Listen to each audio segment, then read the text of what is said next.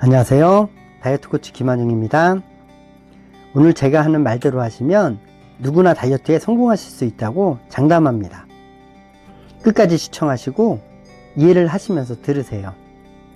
이해하기 쉽게 전문 용어는 최대한 배제하고 쉽게 설명하려고 노력하고 있습니다. 이해가 되지 않는 부분이 있다면 다시 반복해서 들어보시고, 그래도 이해가 되지 않는 부분이 있으시면 댓글을 달아주시면 답변을 해드리겠습니다. 다이어트에 실패하신 분들에게 실패의 원인을 물어보면 대다수의 분들이 의지력이 부족했다고 말씀을 하십니다. 그런데 실제로는 지킬 수 없는 계획을 세우기 때문입니다. 비유를 하면 마라톤에 출전하는 사람이 자신은 3시간 안에 들어올 수 없는 실력임에도 2시간 30분 안에 들어오겠다고 목표를 세우는 격입니다. 그게 의지만 있으면 되는 걸까요? 아무리 의지가 강해도 결국은 실패로 끝날 목표를 세우고 있지는 않은지 생각해 보세요.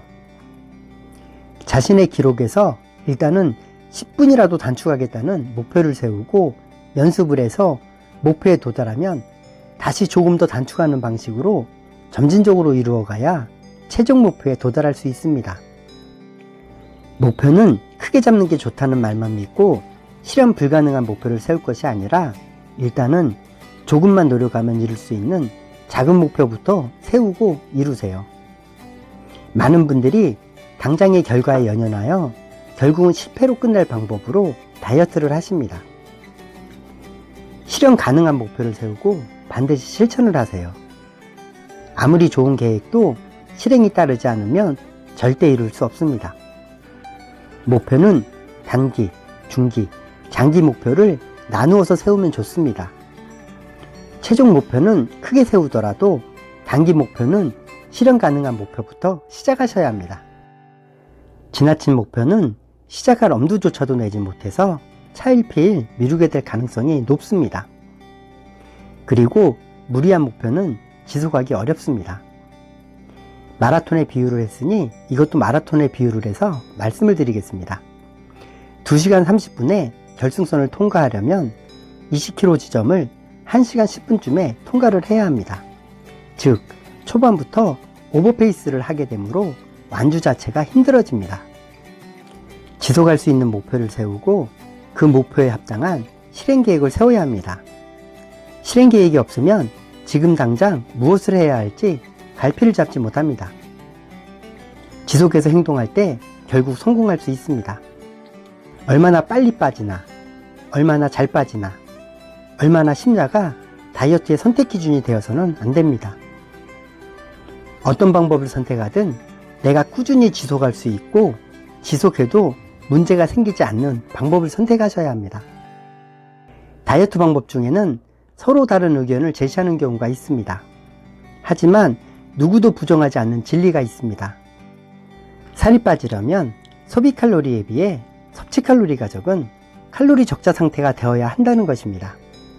그래서 먹는 양을 줄여서 섭취 칼로리를 줄이기도 하고 운동을 통해서 소비 칼로리를 늘리기도 하고 두 가지를 병행해서 칼로리 적자 상태를 만들기도 합니다.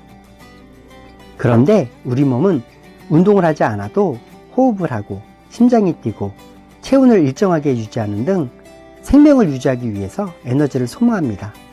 이를 기초대사량이라고 합니다. 기초대사량으로 쓰여질 칼로리가 없다면 심장이 뛸 수 없고 호흡을 할 수 없으므로 죽음을 맞이하게 됩니다. 그러므로 우리 몸은 칼로리 적자 상태가 지속되면 섭취 칼로리에 맞춰서 소비 칼로리를 줄이는 것입니다.